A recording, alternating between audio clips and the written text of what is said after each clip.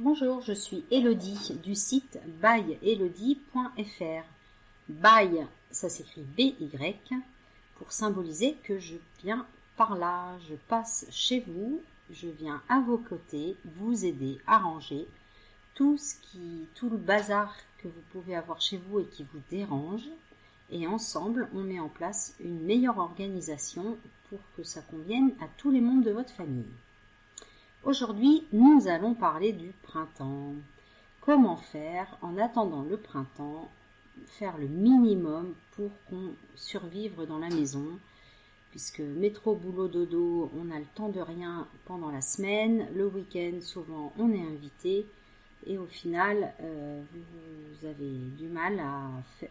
Enfin, moi je veux vous inviter vraiment à faire un minimum, que ce soit vivable pour tout le monde.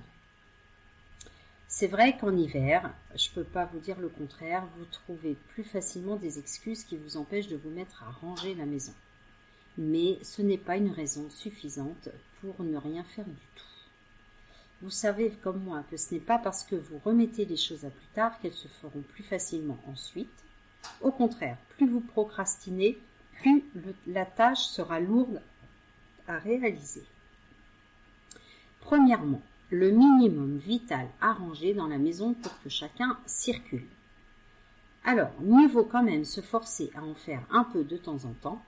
Même si vous avez l'impression que c'est l'hécatombe chez vous, voici le minimum vital sur lequel vous devez vous appuyer pour garder le contrôle. Le lavage du linge. Oui, je dis volontairement lavage, car le repassage ne doit plus être une priorité pour vous. L'urgence n'est pas là. Ne laissez pas se remplir les paniers de linge sale et demandez de l'aide aux autres membres de la famille pour répartir le linge à nouveau propre dans les chambres. Changez régulièrement les literies, surtout si vous avez des enfants. Demandez-leur de l'aide pour enlever les housses de couette et d'oreiller. Ainsi, vos enfants seront revigorés de dormir dans des draps tout propres. L'administratif à traiter. Les factures à payer, les courriers à rédiger, vous savez que personne ne le fera à votre place. Sauf si vous appelez une super coach en rangement, bien sûr. Aussi, si vous avez bien conscience que les retards de paiement peuvent vite vous coûter plus cher, débarrassez-vous des magazines et journaux périmés en les portant dans une salle d'attente. Cela vous fera vite gagner de la place. Jetez aussi les fleurs fanées, les plantes séchées et bien sûr videz les poubelles. À ce propos, je constate toujours un manque de poubelles chez mes clientes. Alors n'hésitez pas à mettre des corbeilles à papier suffisamment grandes dans chacune des pièces.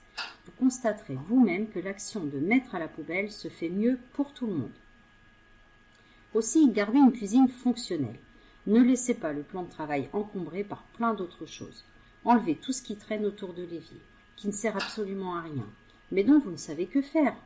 Alors la meilleure destination sera la poubelle, ou mieux un circuit de dons. Mettez en vente ou débarrassez-vous des objets, au moins les plus encombrants dont vous ne voulez plus. En vous désencombrant ainsi de nombreux objets qui fatiguent votre visuel, vous allégerez par la même occasion votre charge mentale. D'ailleurs, j'ai fait un podcast à ce sujet si vous êtes intéressé.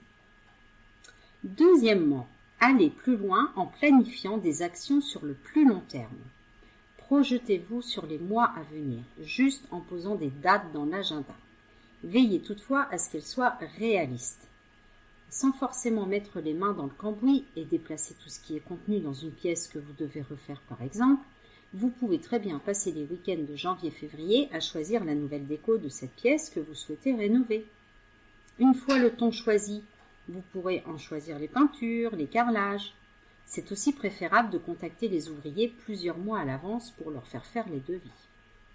Si vous prévoyez de faire un déménagement dans quelques mois, amusez-vous à faire un rétro-planning. Vous n'aurez pas l'impression de faire beaucoup. Et pourtant, si vous vous appuyez sur ce planning ensuite, vous constaterez qu'il vous est d'une grande aide.